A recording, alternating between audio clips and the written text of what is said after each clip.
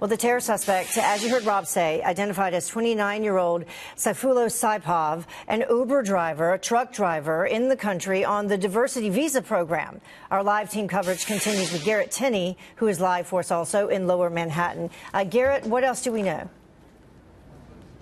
Well, Heather, investigators are trying to learn a lot more about what happened over the recent months that changed him from what friends described as a very kind, very normal individual into someone that would carry out this kind of attack. You heard Rob mention that most recently, this man, 29-year-old Sayfullo Saipov, lived in Paterson, New Jersey with his 2 wives and kids. He has previous license in Tampa area, Florida. So we know he's been there as well. He's been in the country since 2010. You mentioned he worked as an Uber driver as well as a truck driver. At this point, it's not clear that he has any kind of extensive criminal background, though in 2015 we know that he was fined by Highway Patrol in Missouri for mechanical issues with a truck that he was driving, and he was arrested in October of 2016 for failing to pay that fine.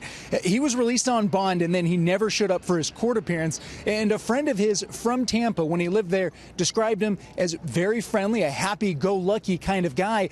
Clearly something changed since then, and there are a lot of questions into what caused that. If there was any radicalization that took place, as we often see in these lone wolf attacks. But there are also questions now about the visa program through which he came. And Mark LEVIN talked about that last night on Fox News.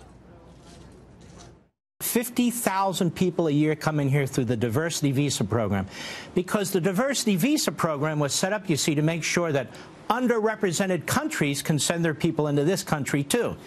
And he did that in 2010. Yeah, we know Sayfullo Saipov underwent surgery yesterday for 2 gunshots he received by the police officer that stopped this attack, and he's expected to recover, and police are going to have a lot of questions for him in the days ahead. Heather? You sure will.